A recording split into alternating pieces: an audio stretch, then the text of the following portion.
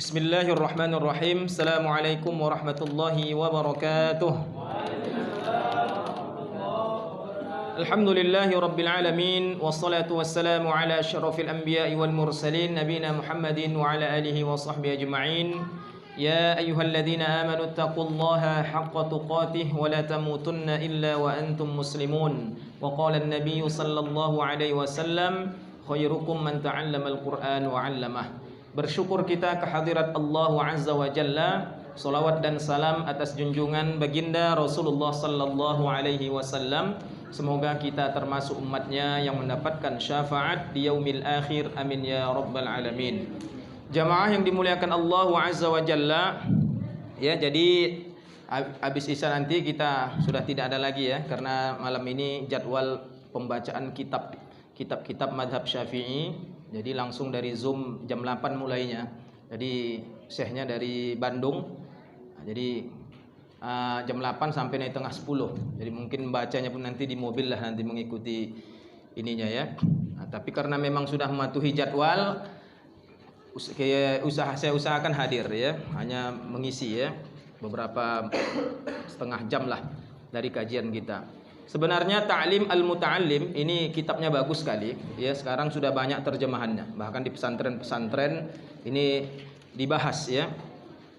Ditulis oleh Burhanul Islam Imam Az-Zarnuji ya, Az-Zarnuji. Ini bagus sekali, panduan bagi kita penuntut ilmu agar ilmu yang kita dapatkan itu barokah ya. Jadi Al-Imam Az-Zarnuji ya menyebutkan tentang di muqaddimahnya ya, mudah-mudahan bisa menjadi renungan kita. Apa kata beliau? Wa ba'du, amma ra'aitu katsiran min tullabil ilmi fi zamanina. Aku melihat orang-orang yang menuntut ilmu di zaman kita ini, yajidduna ilal ilmi wa la yasilun. Mereka sangat bersungguh-sungguh mencari ilmu tapi enggak pernah mencapainya. Ya, enggak pernah mencapainya. Wa min manafi'ihi wa thamaratihi, bahkan tidak mendapatkan manfaat dan faedah dari ilmu tersebut. Wahiyal amalu bihi wan nashru yuhramun, yaitu mereka terhalang untuk mengamalkannya dan terhalang untuk menyebarkan ilmu tersebut. Lamma annahum akhtau tariqahu wa taraku syara'itahu, dikarenakan mereka salah memilih jalannya. Jadi jalan cara untuk mencari ilmu itu sudah ada ya. Jadi cara-caranya. Wa syara'itahu, dan meninggalkan syarat-syaratnya. Wa kullu man akhta'at tariqa dhalla, maka siapa saja yang salah menempuh jalan maka dia akan menyimpang. Ya, dia akan menyimpang. Wala yanalul maqsuda qalla aw jalla, dan dia tidak akan pernah mencapai tujuan baik sedikit maupun banyak. Ya, jadi dalam kitab ini Imam Az-Zarnuji akan memandu kita bagaimana adab ta'lim, belajar mengajar itu. Adab ta'lim muta'allim. Bahkan nanti kalau dikupas ini, masya Allah, aqua pun nggak boleh ini ada. Ya, bahkan kue-kue pun nggak boleh ada ketika guru sedang menyampaikan. Tapi kebetulan saya ini orangnya fair saja. Itu ya, fair saja. Yang penting apa yang disampaikan enak. Karena kalau kita bahas nanti, para ulama dulu belajar seolah-olah burung tuh ada di kepala mereka. Bisa kita bayangkan ya. Jadi guru nyampaikan tuh seolah-olah burung ada di kepala mereka, dan burung itu nggak mau terbang. Itu menunjukkan ya, kalau awak bergerak kan masih burung terbang. Begitulah menunjukkan kekhusyukan mereka dalam menuntut ilmu. Makanya kadang mereka belajar setahun, 2 tahun, ya 3 tahun, kemudian apa? Jadi ulama. Itu ya. Kenapa? Karena ilmu yang mereka pelajari itu barokah, ya, barokah. Jamaah muliakan Allah Azza wa Jalla. Jadi ada itu beberapa guru atau syekh ketika nampak aja seperti itu dia marah itu. Ya, dia marah. Saya pernah ngikuti beberapa kajian dengan syekh-syekh itu, kita makan minum saja dia marah. Di antara hikmahnya untuk mengajarkan kepada muridnya agar mendapatkan barokah daripada ilmu tersebut. Itu nanti bisa dibeli bukunya seperti ini ya, dibaca insyaallah. Jamaah muliakan Allah Azza wa Jalla. Jadi ini ada beberapa poin saya rangkum. Kalau ini dikupas nggak cukup. Biasanya didaurahkan dari pagi sampai sore. Ya, didaurahkan adab ta'lim muta'allim ini. Ya, mungkin suatu saat di sini mau dibuat daurahnya ya bisa nanti kita adakan dari pagi sampai sore ya, sehingga tuntas habis satu buku ya, karena banyak syarah yang akan dijelaskan. Jadi ini hanya beberapa poin adab yang saya ambil. Jamaah muliakan Allah Azza wa Jalla, kita awali dari perkataan Imam Malik. Apa kata Imam Malik rahimahullahu taala, gurunya Imam Asy-Syafi'i? Ta'allamil adab qabla an tata'allamal ilma. Hendaklah engkau mempelajari adab sebelum engkau belajar ilmu. Ya, hendaklah engkau belajar adab sebelum engkau belajar ilmu. Jadi ini pentingnya adab. Abdullah bin Mubarak pernah berkata, dahulu kami belajar adab 30 tahun, kemudian belajar ilmu 20 tahun. Jadi lebih lama mereka dulu belajar adab daripada belajar ilmu. 30 tahun. Makanya ketika sudah dipelajari adab itu, ilmu itu masuk terus. Ya, ilmu itu masuk dan mengamalkannya pun mudah. Jamaah muliakan Allah Azza wa Jalla. Jadi pentingnya adab ini sehingga di dalam kita belajar ilmu, waktu yang kita luangkan tidak sia-sia. Karena saya yakin untuk hadir ke sini butuh pengorbanan. Ada tadi dalam hatinya berangkat tidak, tapi tiba-tiba sampai juga di majelis ini. Ini tanda kebaikan yang Allah berikan kepada kita, maka kita syukuri, jangan kita sia-siakan. Baik, adab yang pertama yang harus dimiliki oleh seorang penuntut ilmu yaitu ya, hendaklah dia ikhlasun niyah, mengikhlaskan niat. Semata-mata ingin mencari keridhaan Allah Subhanahu wa taala. Sebagaimana disebutkan dalam surah Al-Bayyinah, ayat ini menjadi panduan ikhlas. Apa saja amal yang kita lakukan diawali dengan ayat ini, surah Al-Bayyinah ayat 5. Apa kata Allah dalam firman-Nya? A'udzu billahi minasyaitonir rajim. Wa ma umiru illa liya'budullaha mukhlishina lahud-din hunafa. Apa saja ya, dan mereka tidaklah diperintahkan kecuali menyembah Allah dengan mengikhlaskan niat, memurnikan ketaatan kepada Allah Subhanahu wa taala. Jadi ayat ini menjadi panduan, apa saja ibadah yang kita lakukan harus dilandasi oleh niat lillahi taala. Di dalam kitab ini Syekh Imam Az-Zarnuzi ya memandu kita niat apa saja yang bisa kita niatkan di dalam menuntut ilmu. Apa kata beliau rahimahullahu taala, wa yanbaghi an yanwiyal muta'allim bi talabil ilmi ridha Allah wad daral akhirah. Selayaknya orang yang menuntut ilmu mereka meniatkan ridha Allah, mencari ridha Allah wad daral akhirah, dan ingin meraih negeri akhirat. Jadi ketika kita menuntut ilmu, niatkan mencari ridha Allah Subhanahu wa taala. Wa izalatal jahli an nafsih, kita juga boleh meniatkan untuk menghilangkan kebodohan pada diri kita. Ya, saya ngaji ingin menghilangkan kebodohan. Ya, saya tidak mau jadi orang bodoh dalam urusan agama. Karena jika dalam urusan dunia saja butuh ilmu, apalagi urusan mau masuk surga. Sedangkan mau masuk kampus saja harus ada ilmunya. Ya, apalagi untuk meraih surga. Jadi saya ngaji mau menghilangkan kebodohan. Itu boleh kita niatkan. Ya, wa an sairil juhal. Ya. Kemudian tujuan dia yang lain wa ihya ad-din wa ibqa al-islam, yaitu untuk menghidupkan agama dan ingin memperjuangkan Islam supaya Islam ini tegak kekal. Jadi saya belajar agama supaya saya bisa menghidupkan ajaran Islam. Itu kita niatkan boleh. Fa inna baqa'al Islam bil ilm, karena Islam ini akan tegak terus menerus hanya dengan ilmu. Kalau tanpa ilmu tidak ada ulama maka hancurlah Islam ini. Ya, makanya disebutkan dalam hadis hilangnya agama ini dengan kematian para ulama. Wala yasihhu zuhda wat taqwa ma'al jahli, dan tidak sah kezuhudan dan ketakwaan didasari oleh kebodohan. Jadi takwa itu nggak mungkin bergandengan dengan kebodohan. Jadi kalau awak mau bertakwa harus dilandasi dengan ilmu. Jadi ini boleh kita niatkan. Adapun kalau kita niatkan untuk urusan dunia, mari kita simak sabda Rasul sallallahu alaihi wasallam.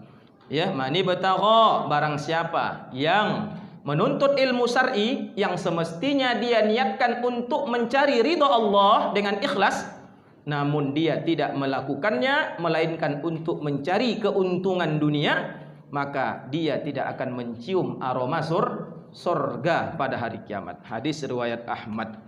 Jadi dia menuntut ilmu demi tujuan dunia. Ini hati-hati.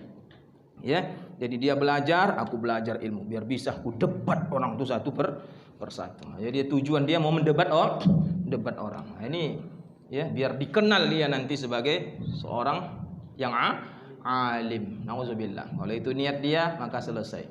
Atau niat dia ngaji ya karena terpaksa dia ngaji karena ada toamnya misal seperti itu ya. Di mana ngaji sana? Apa toamnya katanya?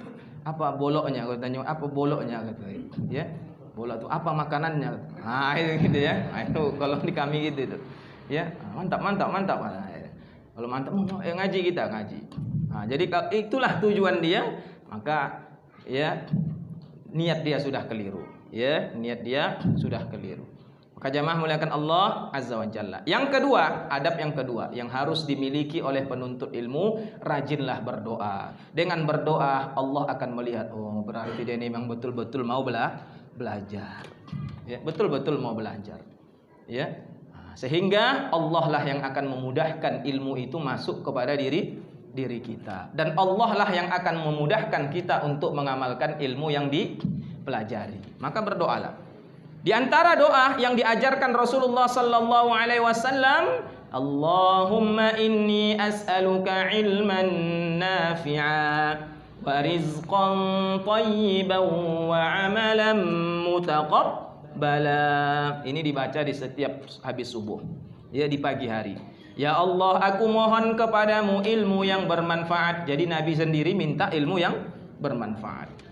Ya, rezeki yang baik dan amal ibadah yang diterima. 3 ini saja ada pada diri kita setiap hari, masya Allah. Itu dunia itu sudah di genggaman hawa itu. Ya, dunia itu sudah milik kita itu.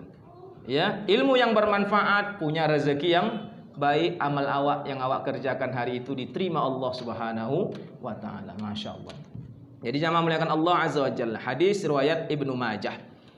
Kemudian yang ketiga, sesudah kita berdoa, hendaklah kita bersungguh-sungguh dalam belajar. Ya, bersungguh-sungguh dalam belajar. Dan bersungguh-sungguh ini harus haus terhadap ilmu. Ya, harus haus terhadap ilmu. Bahkan kalau bisa rakus untuk mencari ilmu. Ya, haus, rakus. Nah, ini di dalam mencari ilmu itu harus seperti itu. Ya, jamaah muliakan Allah Azza wa Jalla. Jadi disebutkan dalam hadis 2 orang yang rakus yang tidak pernah kenyang. Ada 2 orang yang rakus yang tidak akan pernah kenyang. Pertama, orang yang rakus terhadap ilmu sehingga dia tidak pernah kenyang dengannya. Habis belajar ini, belajar lagi kitab ini, habis belajar lagi kitab ini, enggak ada habis-habisnya. Makanya para ulama itu enggak ada berhentinya menuntut ilmu. Walaupun labelnya sudah ulama. Ya. Apa kata para syekh, ya? Ketika saya telaki dengan mereka, semakin kita belajar semakin tahulah bahwa kita ini masih bodoh. Ternyata ilmu itu di atas ilmu ada lagi ilmu, ada lagi ilmu. Perasaan awak udah hebat ilmu, rupanya ada lagi yang lebih hebat. Masya Allah. Ya.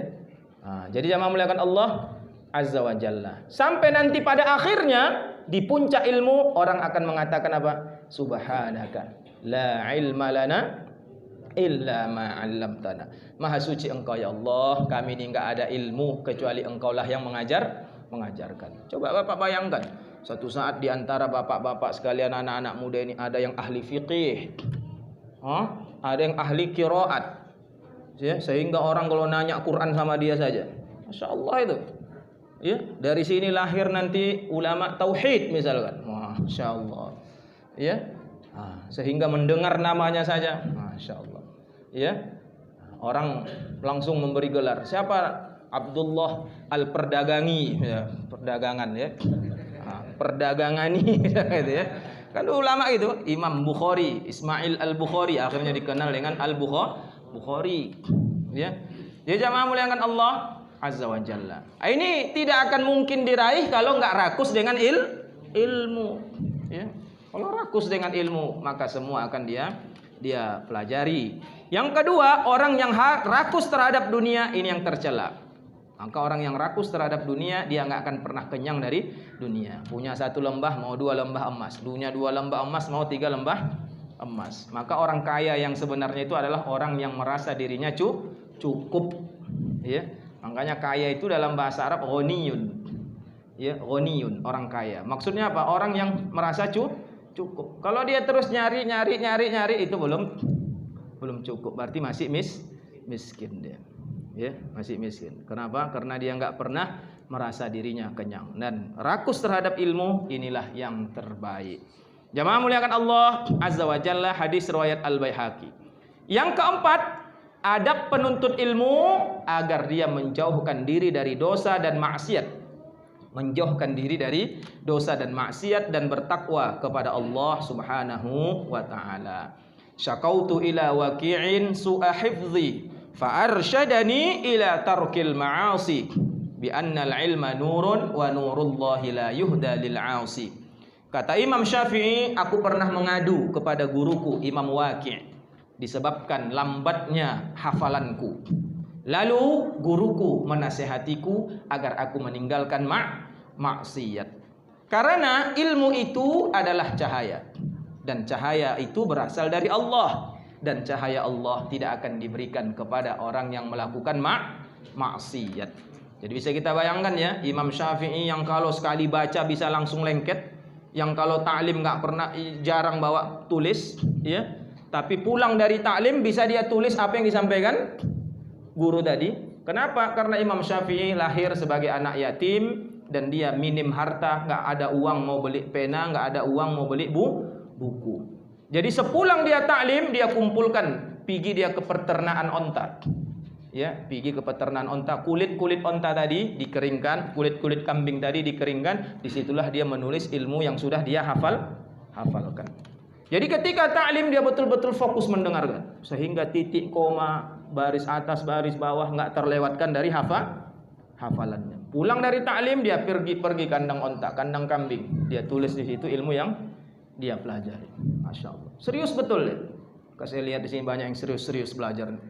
Ya, tanpa bawa pena, tanpa bawa buku. Saya yakin berbaik sangka pulang dari sini, ya, lengket semua tulisan itu.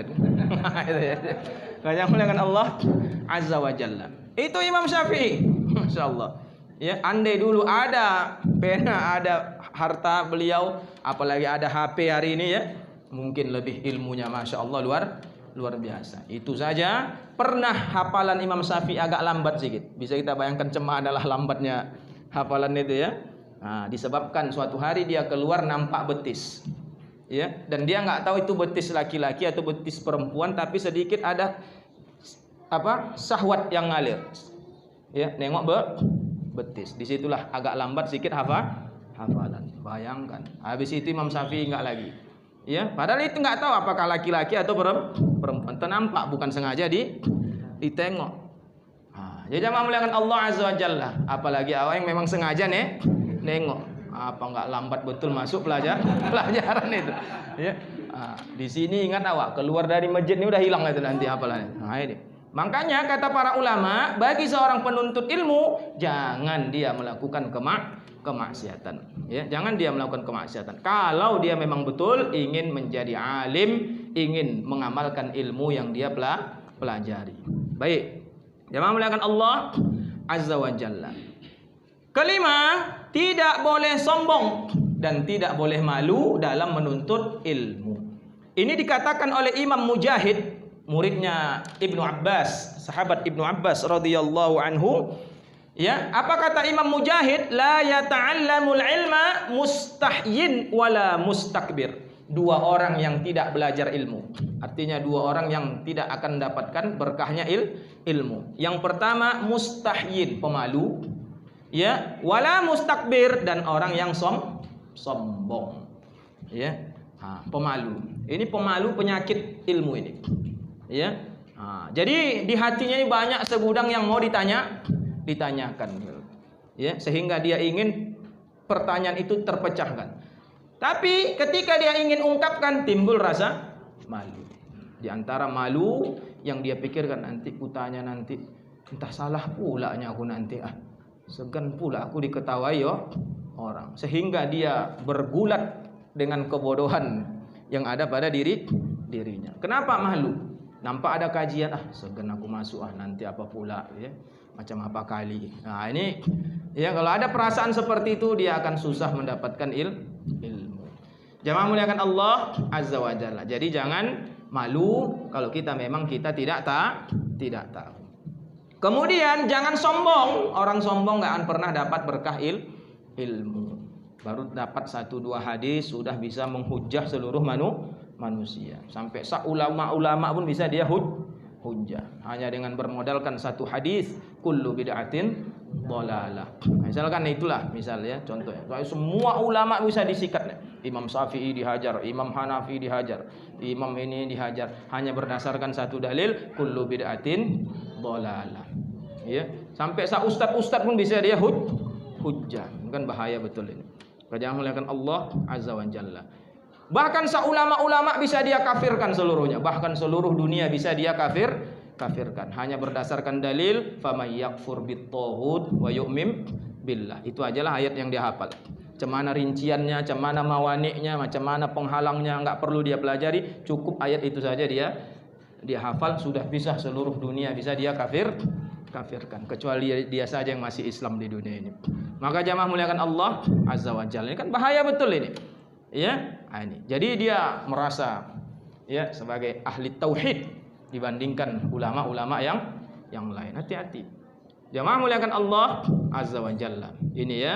Jadi jangan sampai kita memiliki sikap seperti itu, karena kita tidak akan mendapatkan berkahnya ilmu. Yang keenam, ketika ilmu disampaikan, dengarkan baik-baik pelajaran yang disampaikan guru, syekh, ustadz atau siapalah yang mengajarkan, dengarkan baik-baik.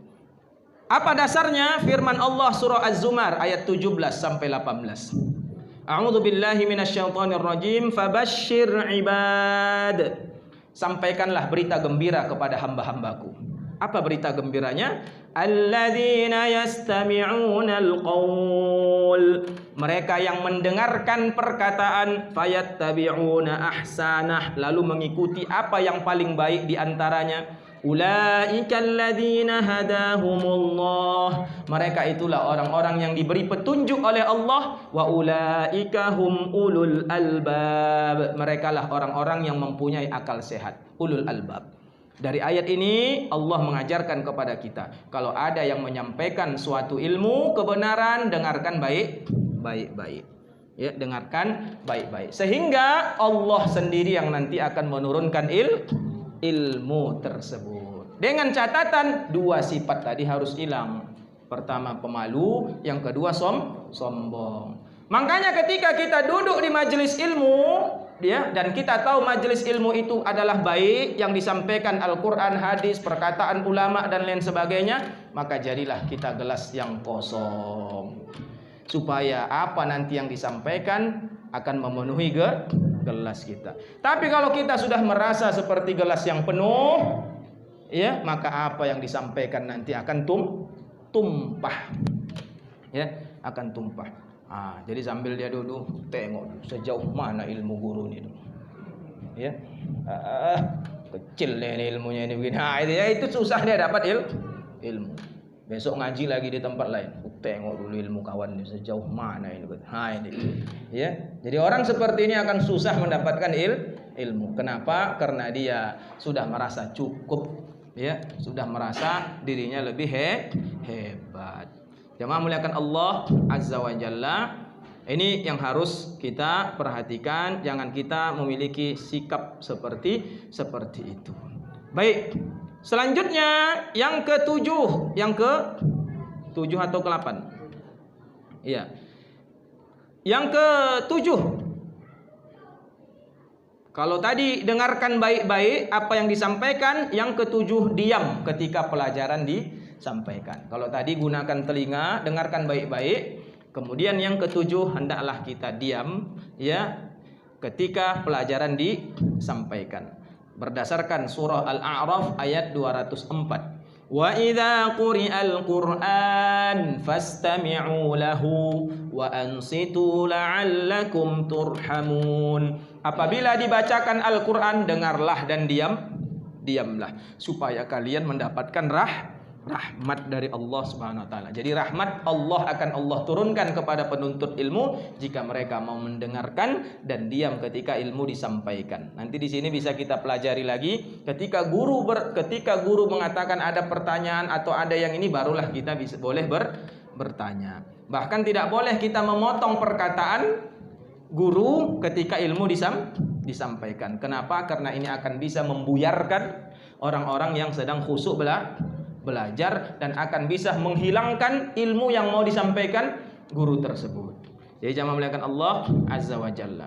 Itu yang ke-7. Yang ke-8. Ke-8 tadi? Ke-7. Sekarang ke-8.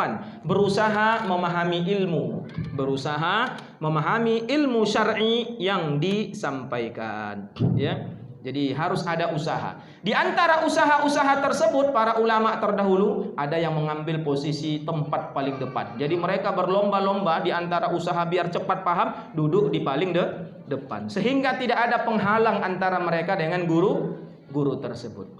Nah, ini tanda mereka ingin cepat memahami apa yang disampaikan guru. Berbeda mungkin kalau kita zaman sekarang ya. Kalau bisa, kalau awak kecil, awak cari kawan awak yang tinggi. Ya, duduk awak di belakang yang tinggi tadi. Nah, jadi sudah niat awak cemana bisa tidur nanti mengaji. Jadi tidur. Ya, kalau di depan payah tidur ya. Nah, cari tempat ya seperti itu. Kalau di sekolah-sekolah dulu sengaja masuk guru tua gini kan buku awak. Nah, pikir guru membaca rupanya tidur. Bahkan lomba-lomba cari bangku belakang. Jadi kalau pemilihan bangku, cari bangku belakang. Tapi orang bersungguh-sungguh dia selalu cari bangku depan. Ya, alhamdulillah saya ingat saya belajar dulu selalu cari bangku di depan. Ya, SD SMP nggak nyaman duduk bangku di belakang itu. Ya, sampai aliyah. Saya juga ada kawan seperti juga. Asal kami nyari bangku berlomba bangku paling depan. Dan alhamdulillah bangku paling depan ini selalu kosong walaupun terlambat awak memilihnya. Terlambat memilihnya. Karena biasa belakang dulu yang paling penuh dulu. Ya jamaah muliakan Allah Azza wa Jalla. Ya, ini para ulama itu sampai seperti itu, menunjukkan kesungguh-sungguhannya supaya bisa memahami ilmu tadi. Jamaah muliakan Allah Azza wa Jalla. Yang ke-9, berusaha menghafalkan ilmu yang disampaikan. Ya, menghafalkan ilmu yang disampaikan. Yang ke-10, mengikat ilmu dengan tulisan. Mengikat ilmu dengan tulisan. Rasulullah sallallahu alaihi wasallam bersabda, disebutkan dalam riwayat Ibnu Abdul Bar, ya, ikatlah ilmu dengan tulisan. Ya, ikatlah ilmu dengan tulisan. Sampai kata para ulama, al-ilmu saydun. Ilmu itu ibarat binatang buruan. Qayyid suyudaka bil kitabah. Ikatlah binatang buruanmu itu dengan tulisan. Biar dia enggak lepas buruan itu. Jadi jamaah muliakan Allah Azza wa Jalla, tanda seseorang dia memang bersungguh menuntut ilmu, selalu dia kantongi buku, dia kantongi pena. Sekarang kan enak, ada beli buku notes itu. Notes kecil bisa kantong-kantong, enggak usah bawa buku panjang kertas folio itu susah kita mbak-mbaknya gitu. Nah, kantongkan notes itu. Tek. Ya, sangkutkan pena. Sek, selesai. Ya. Nah, bahkan Ustadz Usman Sep itu marah betul kalau ada penuntut ilmu enggak ada bawa Al-Qur'an itu. Sampai pernah kami selalu malu, ada yang bawa Quran. Musibah kabir katanya, musibah besar ya. Kalau ada penuntut ilmu yang enggak dekat dengan Al-Quran. Ya, sekarang kan dah enak, serba kecil, serba ini, ya, simple semuanya. Maka jamaah muliakan Allah Azza wa Jalla. Yang ke-10, yang ke-11. Ya, yang ke-11, mengamalkan ilmu syar'i yang telah dipelajari. Jadi ketika kita duduk di majelis ilmu, tanda ilmu itu barokah, kita berniat untuk diamalkan. Ya, diamalkan. Yang ke-12, berusaha mendakwahkannya. Jadi ilmu itu beda dengan harta. Kalau harta kita keluarkan habis, ilmu itu makin diajarkan makin bertambah. Jadi kita ingin mau mempelajari apa? Ajarkan dia supaya lengket ilmu tersebut. Jadi jamaah muliakan Allah Azza wa Jalla. Ya, ini pentingnya bagi kita adab-adab di dalam menuntut ilmu. Lebih lanjut nanti bisa dipelajari ta'lim muta'allim, atau nanti kita sediakan waktu ya daurah kitab ini dari awal sampai akhir kita selesaikan. Demikian yang bisa kita sampaikan. Kita buka tanya jawab menjelang sholat Isya. Kalau ada yang kurang jelas silahkan ditanyakan. Ya, persilakan. Tanpa dipandu moderator. Ada yang mau ditanya? Hah? Oh iya, silakan. Waalaikumsalam warahmatullahi wabarakatuh.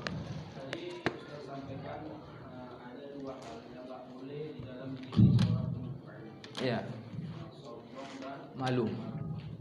Bagaimana seseorang tatkala dia ingin menuntut ilmu, tapi di dalam pikiran dan hati dia ini mengandung syubhat nanti, sehingga dia khawatir dan tidak mau menuntut ilmu. Iya. Selain dari orang yang dia anggap apa aja sejalan sama dia, padahal ustaz di luar dia itu bahkan lebih tinggi lagi dibanding ustaz dia. Iya. Disokai lagi, tapi karena selalu dalam hati dia nanti mengandung syubhat, sehingga dia menutup diri. Apakah itu kategori sombong atau gimana? Iya, jadi hal ini juga termasuk subhat ya. Jadi subhat itu ketika seseorang belajar itu belum lagi dia duduk, belum lagi dia dengar, dia sudah menganggap orang lain itu subhat. Ini juga termasuk subhat. Paham Pak ya? Sehingga setan nipu dia. Bayangkan kalau sempat dia hanya belajar dengan guru tersebut dan guru itu hanya mampu sebulan sekali. Sebulan sekali itulah dia belajar sama. Betapa banyak 29 hari itu yang kosong tanpa dia bermajelis ilmu. Ya. Kan bisa dia hadir, nanti hadir dia dengarkan. Kalau perlu dia rekam. Ya, habis dia rekam nanti bisa dia sampaikan sama gurunya. Misalnya guru yang dia anggap yang betul itu tidak subhat. Ustaz, semalam saya hadir kajian ini, coba Ustaz dengarkan dulu. Ada nggak yang menyimpang dari penyampaiannya? Aman kan? Itu salah satu cara kita. Kan bisa direkam sekarang. Bahkan kalau suatu saat mau direkam di sini nggak ada masalah. Atau kalau perlu ada dokumentasi. Nah, ini Ustaz, coba Ustaz ada nggak menyimpang dari pelajaran ini? Oh, menyimpang ini. Kenapa? Karena bukan kita yang ngadakan. Nah, kalau lagi itu berarti kita yang salah. Ada yang salah, subhat itu. Nah, apalagi sekarang udah enak. Nggak boleh kita belum mengetahui seseorang kita sudah katakan subhat. Sesungguhnya itulah subhat itu. Jelas Pak ya? Nah, sementara di dalam Al-Quran Allah menyuruh kita apa? Fatabayyanu. Hendaklah kalian teliti. Tabayyun itu kan cross check. Cemana kita cross checknya kalau kita nggak hadir, ya nggak hadir. Maka jamaah muliakan Allah Azza wa Jalla. Nah, jadi itu adalah perkara yang juga bisa masuk kategori sombong. Kenapa? Karena sombong itu definisinya apa? Batarul haq wa ghamtun nas, kata Nabi. Menolak kebenaran dan merendahkan orang lain. Ya, merendahkan orang lain. Nah, jadi gitu ya. Wallahu taala alam, jangan sampai ada pada diri kita hal tersebut. Nauzubillah min zalik. Kalau enggak susah kita dapat ilmu. Ya, susah kita dapat ilmu. Bayangkan kalau sempat sebulan sekali, apalagi zaman sekarang ada yang nuntut ilmu setahun sekali. Pas khutbah Idul Fitri sama Idul Adha, barulah dia belajar. Kan gawat itu. Ya. Nah, barulah itu dia mendengarkan ilmu. Kan betapa banyak hari-hari dia yang terlewatkan. Nauzubillah min zalik. Wallahu taala. Ada lagi? Pertanyaan online. Ya, apa itu? Kalau di Mekah imam Mekah ketahuan merokok langsung dipecat Ustaz. Iya. Lantas gimana kalau di Indonesia berimam dengan imam perokok? Iya. Kalau pertanyaannya bagaimana hukum kita berimam dengan imam yang perokok? Ya, merokok ini termasuk salah satu adab ya yang seyogianya ya dimiliki oleh seorang muslim. Kalau dia muslim yang berusaha ingin menjadi yang terbaik, dia harus menjauhi, jangankan yang haram, yang makruh pun harus diusahakan jangan kita dekati ya. Yang makruh pun usahakan jangan kita dekati. Kalau masalah kita berimam di depan mereka ya sah-sah saja, secara hukum fikih sah. Bahkan dulu lebih parah dari situ ada. Di masa sahabat Abdullah bin Umar, sahabat Nabi, ada pemimpin yang dia tukang bunuh, Al-Hajjaj. Nanti bisa dibuka sejarah itu. Ya, Al-Hajjaj. Jadi kerjanya itu membunuhi orang. Dia gubernur di Madinah ya. Dia kerjanya membunuhi orang. Ketika dia asal imam sholat, dia jadi imam. Sahabat sholat di belakangnya. Ditanya, apa hukumnya sholat di belakang ini? Sah. Dosanya untuk dia, pahalanya untuk kita. Selama sang imam tadi tidak jatuh kepada kekafiran. Sempatlah masjid di situ yang ada cuma seperti itu, ya mau cari masjid yang lain susah, ya tidak masalah kita sholat di situ. Paham Pak ya? Jadi seperti itu. Jadi dalam masalah rokok itu hukumnya sempat kata para ulama sampai sidang di Padang waktu itu, videonya masih ada, sidang para ulama menentukan masalah hukum rokok. Pertama ditulis wajib. Ada nggak ulama yang hadir mengatakan wajib? Oh, nggak ada. Coret. Sunnah. Ya. Apakah rokok sunnah? Nggak ada satupun yang mengatakan sunnah. Hukum paling kecil mubah pun nggak ada milih. Mubah itu kan macam minum, macam makan kue, ini mubah namanya. Dia dikerjakan tidak berpahala, ditinggalkan pun tidak berdosa. Mubah. Ya, nggak ada. Makruh cuma 17%. Itu pun yang bilang makruh masih pakai gitu. Makanya dibilang makruh. Yang haram mayoritas. Sampai begitu, ya. Nah, jadi para ulama sampai sidang menentukan itu. Jadi nggak ada yang mengatakan sunnah yang ini. Malah di negeri-negeri lain makin gawat lagi. Di Israel itu kalau kita bertamu ke rumahnya merokok diusir sama tuan rumah. Kalau di Singapura nak denda kita. Ya, kalau di jalan itu. Maka dibuat ruang-ruangan khusus untuk itu. Jadi di negeri-negeri seperti itu saja mereka paham. Ya, makanya dibungkus itu kan ditulis. Ya, ditulis begini.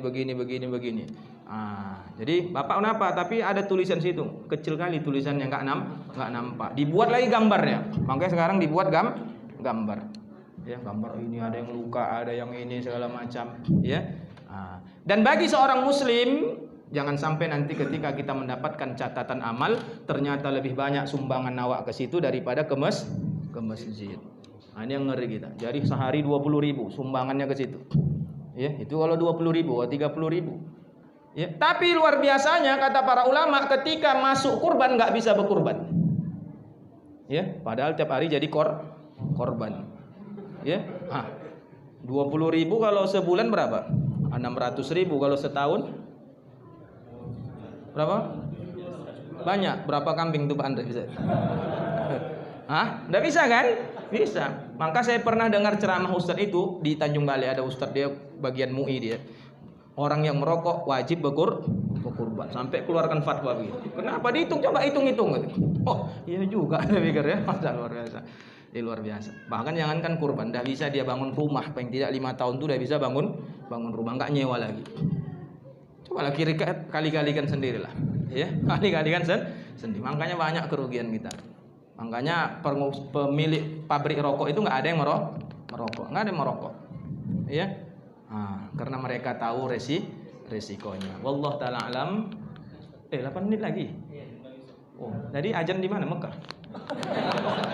Oh ya, Kita lagi ya, ada 6 menit lagi. 3 menit lagi. Ada lagi?